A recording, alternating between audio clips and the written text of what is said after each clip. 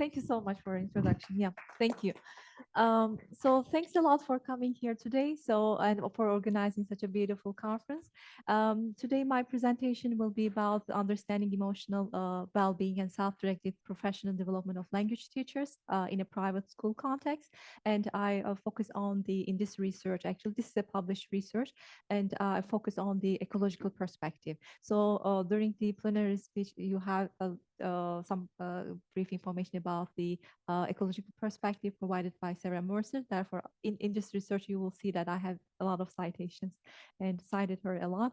And during my presentation, I will first provide brief information about the background, the aim of the research, and research the question, methodology, findings, and conclusion.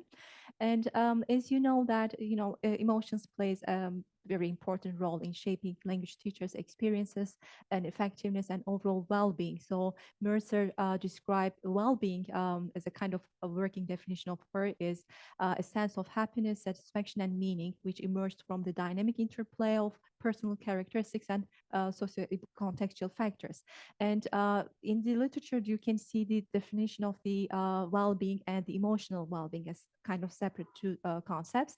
And emotional well-being is described as a multi-dimensional construct that reflects language teachers' feelings. So these feelings are the positive and negative feelings, and mostly triggers the teachers' teaching experiences or the profession. And in the field recently, you can see research on the well-being of language teachers, and most of this research focused on understanding the relationship between language teachers' perceptions of daily stressors and their overall sense of well-being. And also Sarah Morse's research is related to the influence of working conditions and status of the teaching profession and its impact on the teachers' well-being.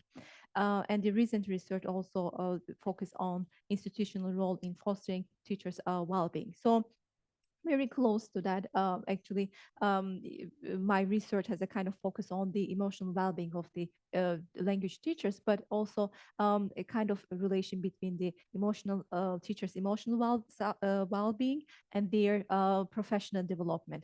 So, professional development for language teachers, we know that it is essential component because teachers keep up with the evolving trends in the language education with the help of the professional training, and also it enables teachers to refine their pedagogical skills and professional development activities, which are formal or informal ones, contribute to teachers' well-being in several ways. According to Simon Borg, it's a kind of mutual reinforcement because teachers can have formal or informal or self-guided professional development, and the main point here is to contribute to their teaching or the research and their well-being.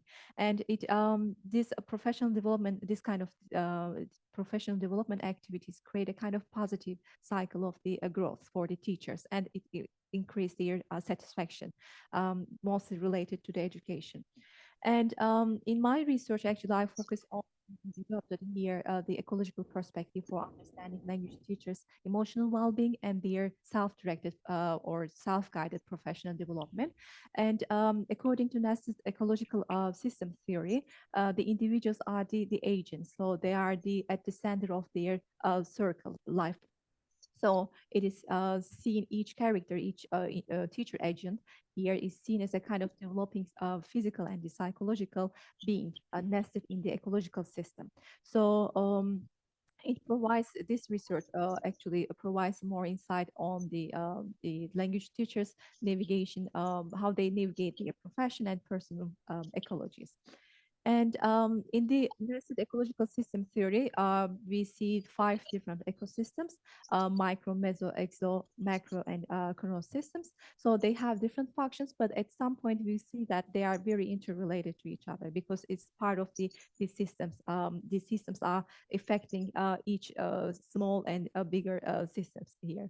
So for the micro system, I will say that it's the immediate environmental setting, focusing on the family, peers, and the other close relationship.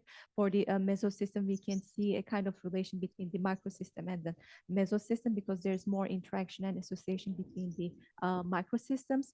And in the exosystem, there is a kind of a larger societal structures and settings. So there's more mediation between the teacher agents and their social services, government, and industrial system or their institutions. And in the macro system, there's a again a kind of relation between the ecosystems of the teachers and a broader web of the associations and possibilities.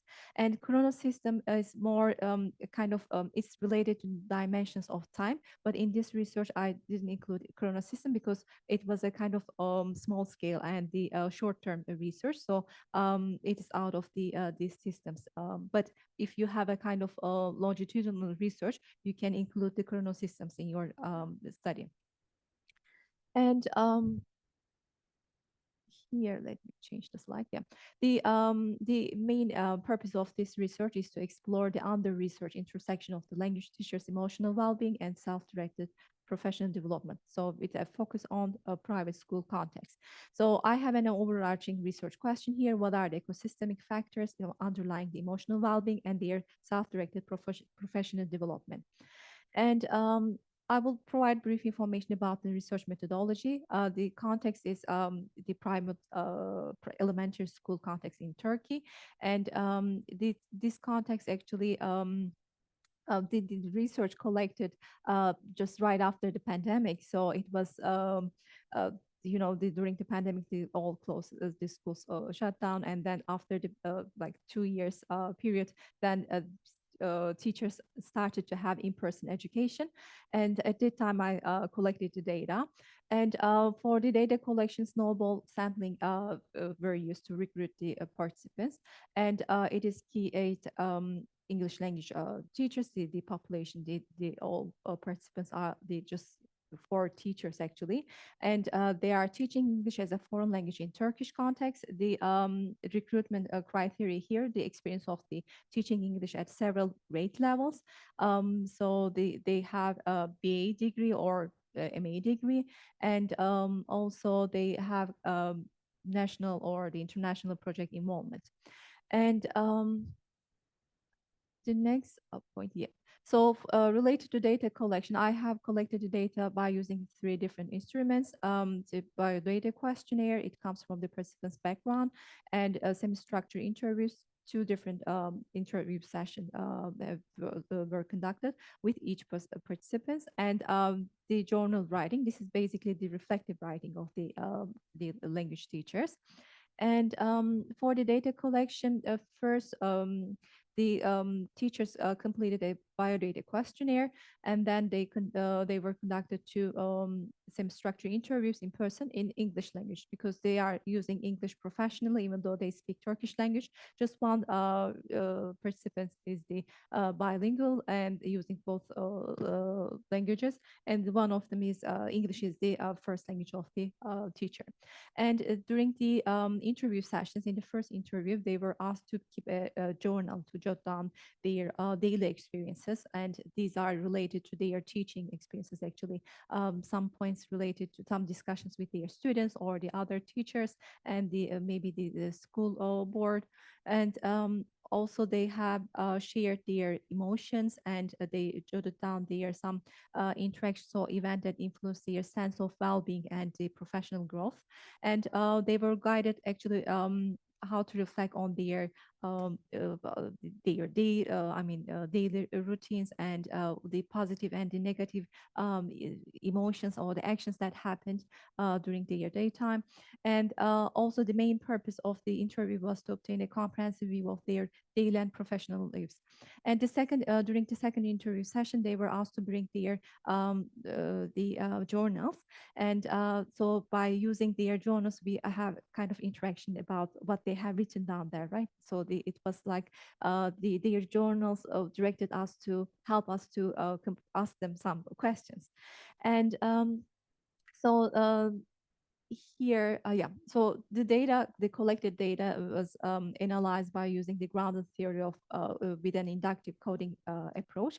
And during the data analysis, two coders independently read and they coded the data, and there was a 97% agreement between the two coders, and an iterative process of analytic induction was used to generate the code categories. But here the data was analyzed under the four categories of the nested ecological model. So micro, meso, exo, and macro systems.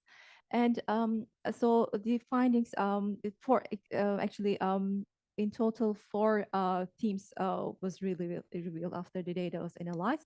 The microsystem, in the microsystem, we see that teachers feeling a kind of emotionally depleted, and there's a kind of precarious employment and unstable schedules. This kind of stressor for the teacher.